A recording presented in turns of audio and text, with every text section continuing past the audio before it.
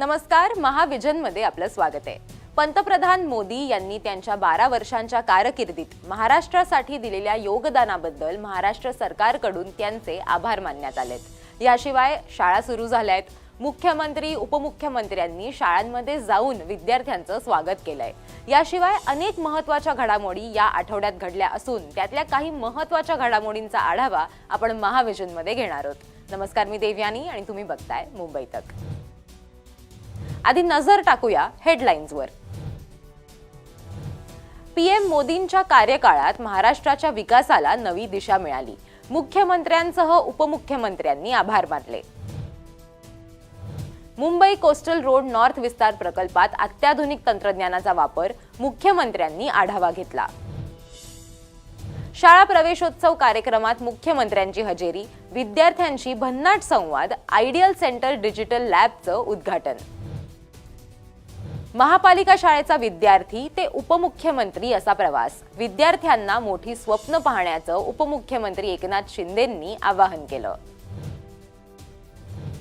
विकास आराखड्यामुळे भीमाशंकर परिसराच्या विकासाला चालना, उपमुख्यमंत्री सुनेत्रा पवारांनी दर्शन घेत कामांचा आढावा घेतला।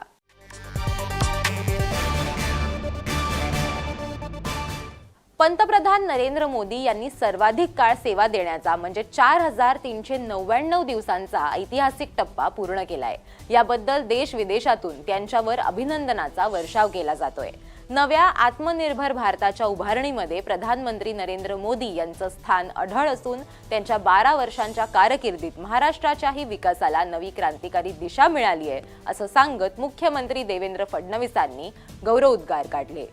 राज्यातील अनेक महत्त्वाकांक्षी सिंचन प्रकल्प, वाढवण बंदर, महामार्गांचे विस्तृत जाळे, मेट्रो प्रकल्प, रेल्वे आधुनिकीकरण, नवी मुंबई आंतरराष्ट्रीय विमानतळ तसंच विविध पायाभूत सुविधा प्रकल्पांना केंद्र सरकारकडून मोठा पाठिंबा मिळाला असल्याचं मुख्यमंत्र्यांनी म्हटलंय।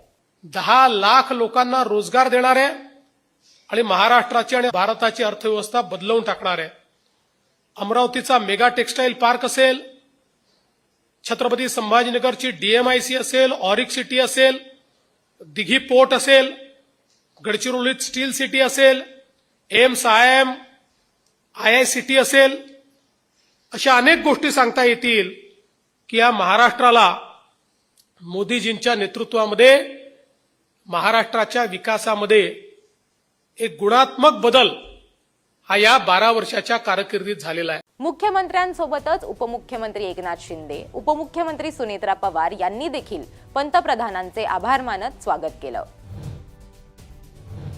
आता बातमी आहे मुंबईच्या एका भन्नाट प्रकल्पाविषयी।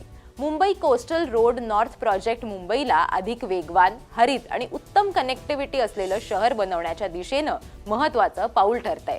या प्रकल्पाच्या कामाची मुख्यमंत्री देवेंद्र फडणवीसांनी पाहणी केली। हा प्रकल्प अधिक सुरळीत वाहतूक, पर्यावरणपूरक विकास आणि भविष्यकालीन गरजांसाठी सज्ज अशा मुंबईची नवी ओळख निर्माण करतंय असं मुख्यमंत्र्यांनी म्हटलंय। मुंबईची लेंथ पाहता त्याला पॅरलल आणि सिग्नल फ्री रोड देणं हे अत्यंत गरजेचं होतं आणि म्हणून हा रस्ता हातात घेण्यात आलेला आहे।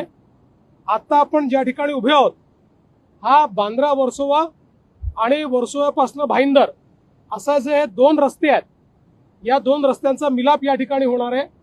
आपण पाहू शकतो हे सगळं मोठं काम आपल्याला जे दिसतंय या ठिकाणी बांद्रा वर्सोवा जी सी लिंक आहे त्या सी लिंकचं आता जिथे ट्रॅफिक इव्हॅक्युएट आपण करणार आहोत तो सगळा भाग आहे। इथेच हा दुसरा रस्ता देखील त्याला येऊन जुळतोय।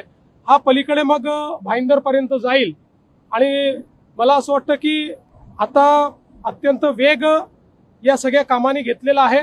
यावेळी मंत्री आशिष शेलार, आमदार अमित साटम, आमदार संजय उपाध्याय, आमदार प्रकाश सुर्वे, मुंबईच्या महापौर रितू तावडे, उपमहापौर संजय घाडी तसंच वरिष्ठ अधिकारी उपस्थित होते। पुढची बातमी आहे शाळा प्रवेशाची। नव्या शैक्षणिक वर्षाच्या पहिल्याच दिवशी मुख्यमंत्र्यांनी पनवेल तालुक्यातील वहाळमधील पीएम श्री जिल्हा परिषद शाळेत विद्यार्थ्यांचं पुष्प देऊन स्वागत केलं आणि त्यांना शुभेच्छा दिल्या। शिक्षणासोबतच संविधानिक मूल्य, नागरिकांची कर्तव्य, स्वच्छता, पर्यावरण संवर्धन आणि सामाजिक जबाबदारी याचं भान विद्यार्थ्यांमध्ये निर्माण होणं आवश्यक असल्याचं सांगत त्यांनी विद्यार्थ्यांना मार्गदर्शन केलं। यावेळी त्यांची एका विद्यार्थिनींनी मुलाखत सुद्धा घेतली, ज्याचा व्हिडिओ सध्या प्रचंड व्हायरल होतोय. सर, आपल्या प्रवासाची सुरुवात कशी झाली? या प्रवासाची सुरुवात ही एक विद्यार्थी चळवळीतनं झाली.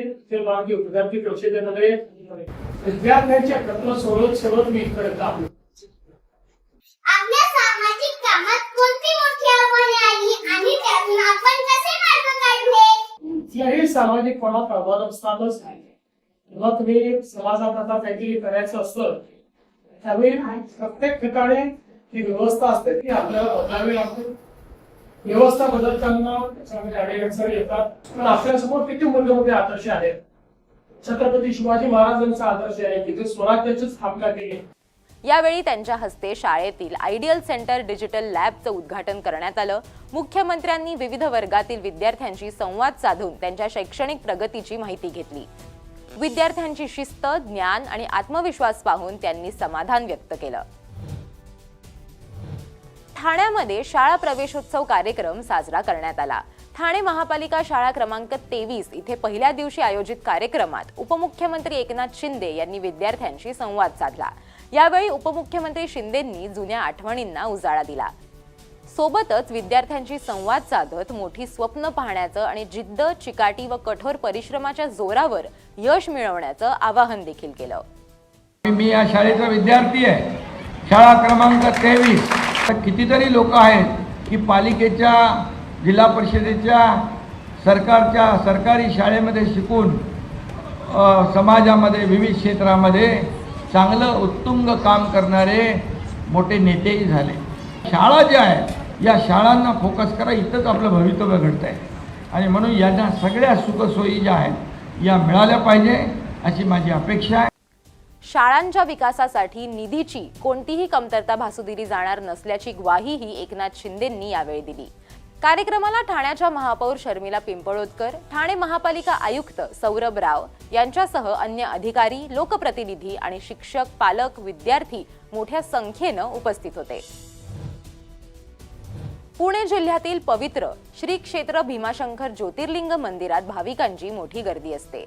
पुढील वर्षी नाशिकमधल्या सिंहस्थ कुंभमेळ्याच्या पार्श्वभूमीवरती भीमाशंकर हे 12 ज्योतिर्लिंगांपैकी एक असल्यामुळे इथे भाविकांची ये-जा वाढणार आहे.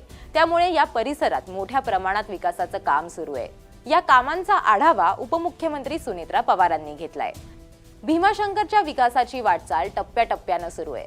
सुरुवातीचा पहिला टप्पा पूर्ण झाला असून त्यामध्ये सुमारे 148 कोटी रुपयांची कामं पूर्णत्वास गेली आहेत असं त्यांनी सांगितलं. दुसरा टप्पा अजितदादांनी 288 कोटी रुपयांचा मंजूर केला होता. त्यातील कामं सध्या प्रगती पथावर आहेत असंही त्या म्हणाल्या. यावेळी सुनेत्रा पवारांनी विधिवत पूजा करून भक्तिभावानं दर्शन घेतलं आणि आपल्या महाराष्ट्रात भरपूर पाऊस पडू दे, माझा शेतकरी बळीराजा सुखी आणि आनंदी राहू दे अशी प्रार्थना केली.